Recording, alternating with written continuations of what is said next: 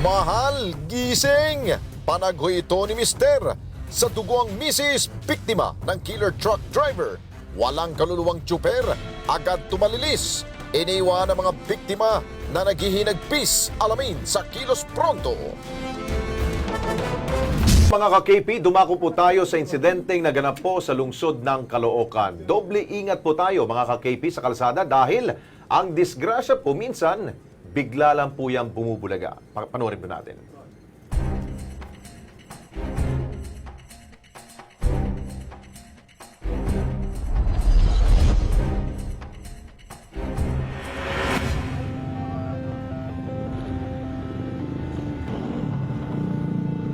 Sa kaba ng kalsadang ito sa Caloocan City, nagtapos at nagmarka ang huling alaala ng lalaking ito sa kanyang asawa. Madaling araw ng 13 ng Nobyembre taong kasalukuyan, sakay ng motorsiklo habang binabagtas sa mag-asawang Jesus Emmanuel at Jeneline Olazo ang Camarin Road sa Caloocan City, naganap ang isang hindi inaasahang pangyayari. Inararo sila ng isang delivery truck na may lamang mga kinatay na baboy. Wasak ang unang parte ng truck na kitang-kita sa kanang bahagi ng windshield nito. Samantalang ang dalawang sakay ng motorsiklo tumilapon at nagtamo na malubhang tama sa katawan. Ayon kay Jesus Emmanuel, o mas kilala sa tawag na Manuel, isa sa mga biktima, 30 anyos at residente ng barangay Bagong Silang sa Caloocan City.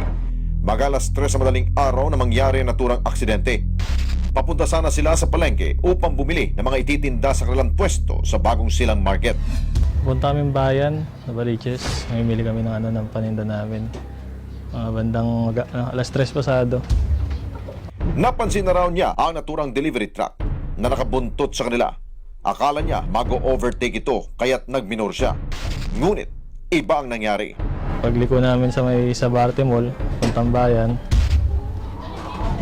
kasunod kami ng truck. Mabilis yung takbo ng truck kaya medyo gumilid ako kasi ang alam ko mag-overtake. Kasi gumilid ako, nagminor ako ng takbo. Tapos bumangga na lang sa likuran namin. Ang mga sumunod na tagpo, nakahandusay na ang kanyang asawa. Agad niya itong nilapitan at pilit na kinakausap. Tumasikaw yung asawa ko. Nanap ko kung saan napunta. Kasi nga, nakita sa gitna. Wala nang buhay. Umihilik na lang siya pagdampot ko sa kanya Tapos yun, yung ulo niya, laki ng bukol dito. Tapos dumudugo yung tenga niya. Tapos yun, hinigising ko. Dahil talaga Ilang saglit lamang, dumating ang ambulansya at isinugod na sila sa kalapit na ospital. Ngunit ang Mrs. Manuel, hindi na rin kinaya ang tinamong pinsala. Habang ang driver ng truck mabilis na tumalilis. Sa isinagawang investigasyon ng Caloocan PNP Traffic Enforcement Unit, ang Isuzu truck na may plate number UFF 962 ay minamaneho ng isang kilala lamang sa alias na Paring Tuan, habang ang nagmamayari ng truck kinilala ng mga pulis bilang Cecilia Castillo. Kilos pronto naming hinanap ang may-ari ng truck dito sa Susano Market sa Novaliches, Quezon City. Natagpuan namin si Cecilia. Iginit niya na agad siyang tumulong sa pamilya matapos malaman ang insidente. Kabilang dito ang bayarin sa ospital at pagpapalibing sa asawa ni Manuel. Dagdag pa ni Cecilia, matapos daw ang aksidente, hindi na raw nagpakita si Paring Tuan. Tumakas yung driver, hindi na pinayagan pa yung truck ko na makaalis doon. Yung pinoblema ko na naman, yung baboy ko, paano ko marirelease? Sa ginawa niya to na hindi siya humaharap, talagang siya talaga may kasalanan. Kasi hindi siya humarap Bakit hindi siya humarap? Almost 1 week na. Nang tanungin ng Kilos Pronto Crime Desk ang tunay na pangalan ni Paring Tuan, tahasang sinagot ni Cecilia na Ruel Dumindin ang totoong pangalan nito. Nirekomenda lamang do ito ng kanyang dating asawa na maging driver nila. Nalaman ko na lang yan na siya ang pinapag-drive ng asawa ko. Kasi nga wala akong alam talaga kasi yung asawa ko talaga ang humahandle ng sasakyan namin. So nag-start siya siguro mga July na.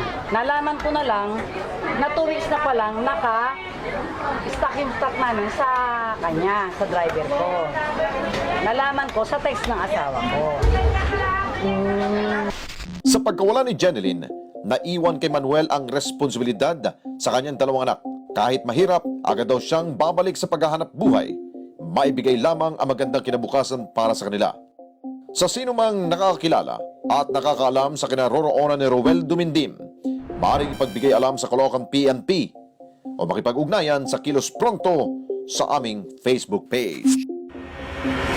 Oy, may-ari ho ng truck ha, Ma'am Cecilia. Alam ko na tumulong ho kayo dito sa pamilya. Yun nga lang, hindi pa ho ninyo lubos na tinulungan pa ho yung pamilya dahil yung suspect, yung driver ho ninyong kinuha, nawawala pa rin ho. Tulungan ho ninyong mahuli ito dahil may pananagutan ho siya dahil kakasuhan po yan ng homicide. Yeah, tama. Dahil namatay yung babae. Yun. Okay.